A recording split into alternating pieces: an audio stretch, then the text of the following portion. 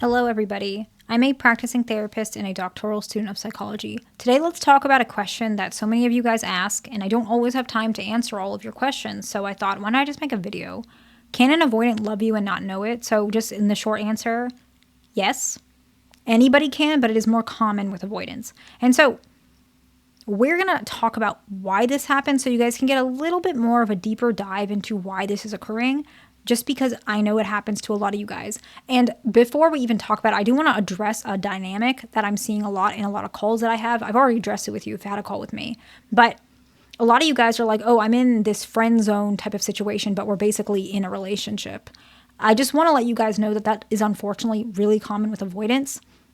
It doesn't mean they don't love you or they just see you as a friend. Like, I do want you to understand that unfortunately this attachment issue it's real. Like, it's not something that they're just saying to string you along. There's a lot of, they have struggled with this for a while. And you guys know that we've talked about, some of them are so severe that a lot of the issues I've talked about, they're very rigid, right? We've touched on this. They're rigid in the bedroom, some of them are rigid about when you call them. Some of them are rigid about when they see you. This is not about love. It just comes out and translate through love because that can be a barrier in relationships, but they're like this with everything.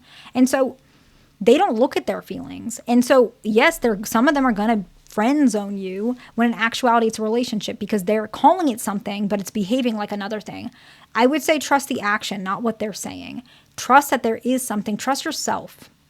And if you want a little bit more detail of what's happening in your relationships, that's pinned in the comments. You can talk to me about it. I try to make the sessions as streamlined as possible so I don't waste your time and your money, and I can get you what you need so that your relationship can be successful, or we can find the direction that you need to go so that you don't have to struggle with this anymore. One way or the other, we're going to get something out of that call, so it's pinned in the comments. The first one is love doesn't match expectations. I want to explain this, okay? So they've suppressed their feelings for so long, they almost don't know what love is supposed to feel like. And that's why there are a lot of couples who are, both of them are avoidants or one of them is avoidant, and they don't realize they love their partner until like 2, 3 years, 4 years later. They really don't. And part of it is because they thought love was supposed to be this intense, dramatic feeling, and they don't like dramatic feelings. And so they're not a person who falls in love. When in actuality, that's what they think, right? But in actuality, real love is very calm and steady, and it's actually ordinary. And so they might not label it as love because they think love is supposed to be this big emotion and they don't like emotions. And so they don't love, that's what they're going to say. I don't love you, we're just friends. But in actuality, it is love. They didn't know it was going to feel this calm. They didn't know it was going to feel this peaceful because they just had these assumptions. The next one is, did I mention this one might be a little more common with fearful avoidance, the first one? And the reason why it's a little bit more common with fearful avoidance is because not the dynamic itself is common with both. But what I mean is fearful avoidants have this view of love that is very, very, very intense. And so they might almost be afraid of that. And so that's why they might have this different expectation. This one we're about to talk about is actually more common with dismissive avoidance. They don't actually label their emotions. Like, they don't habitually label any emotions. So some avoidants might not naturally label, I'm hungry, I'm sad, I'm tired, I have a headache. They don't do that. In fact, some of them, even with their health, I've had some patients, I'm not going to give you their details, but some of them to the point where it's actually really sad. They will have an injury and they will leave it like that for years until they have to get like surgery on it. And they kind of just didn't label it. They didn't label it as anything. Oh, it kind of hurt a little bit. Oh, I kind of couldn't use it anymore, but I found a new way. And they're very adamant too. They will not go to the doctor, right? A lot of them are like afraid of doctors. They don't like doctors. Doctors are just, I had some patients, what do they call it? Doesn't even matter. Don't like doctors, okay? And so it's like they really don't label their emotions at all. They live in this suppression all the time. And so love is an emotion. It's not just an emotion, but love creates some emotions. The symptom of love is an emotion, is the best way to put it. Love itself is probably not. I don't believe that it is, but I believe it has some part of it that's love. And they're not labeling those emotions. So that's why they're not saying it's love. They're not aware. The next one is their emotional focus is actually elsewhere. They're focused on work, stress, personal goals. And so the love is in the background of their mind because they're focused on things that they care about, right? Things that they think are important, the things that their parents taught them when they were younger. personal goals, fitness, stress, work, school, all of those things. And they're focused so much on those things that in actuality, love is just there, but they don't pay it much mind. And so they don't know they love you. And this is the part if an avoidant is really strong with this one, the tricky part is, unfortunately, they might not know they love their partner until something really intense happens to which it's forced to see. So it might be like, I don't know, let's say we have a dismissive avoidant husband and an anxious, preoccupied wife. She had an accident and now she's in the hospital. And now he knows how much he feels for her and everything like that because he can see her in physical pain. And it's so obvious because all of those things is now, the things that he typically focuses on, he can't anymore because it's way too much. And now she's been hurt. Not all the time is that the case, but if they don't heal, it usually ends up in that progression, which is why healing is very important.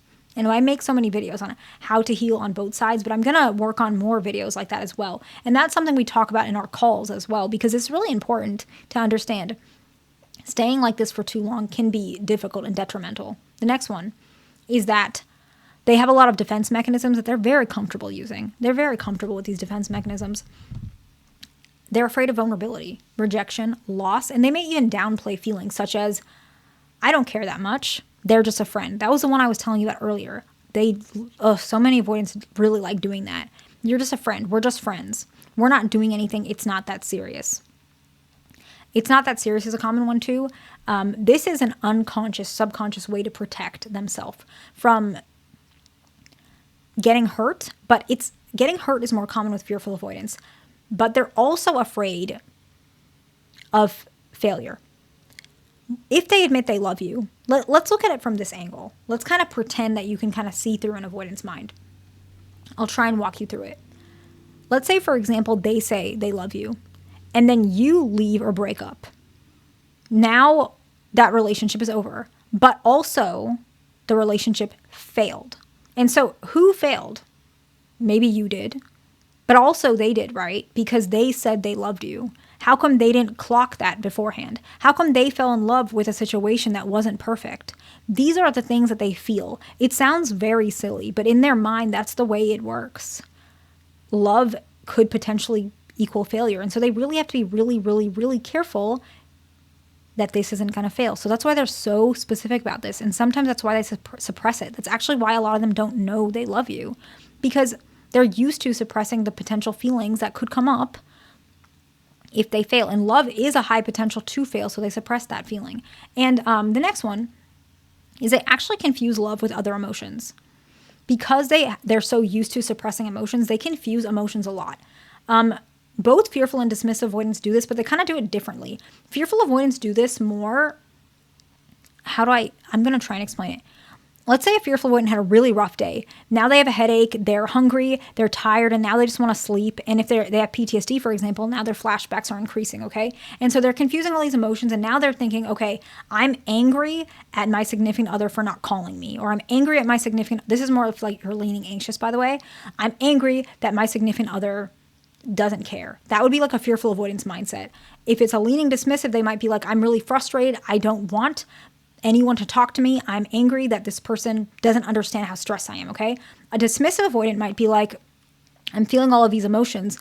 I'm not really sure what these emotions are. Maybe it's because I'm tired. The dismissive avoidants, especially, what they do is they confuse it with a more bodily function. I'm not having an emotion. I'm tired. So they might even think the love that they feel for you is anxiety, like something bad. Or maybe I just have a headache, or maybe I'm tired, or maybe I'm just having a good day.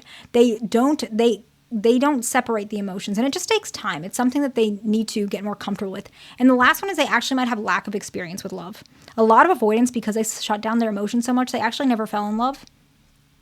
And so you might be their first love, even if they're like 40. And so I just want you to keep that in mind. So let's summarize and we'll wrap it up. The love that they feel doesn't match the expectations of what they thought love would feel like, okay? The next one is they don't habitually label their emotions. Their emotional focus is elsewhere. Defense mechanisms are there as well. They confuse love with other emotions. It's all tangled together, and they have not much experience. I hope this video is helpful to somebody. Please like, subscribe. I'll see you in the next one.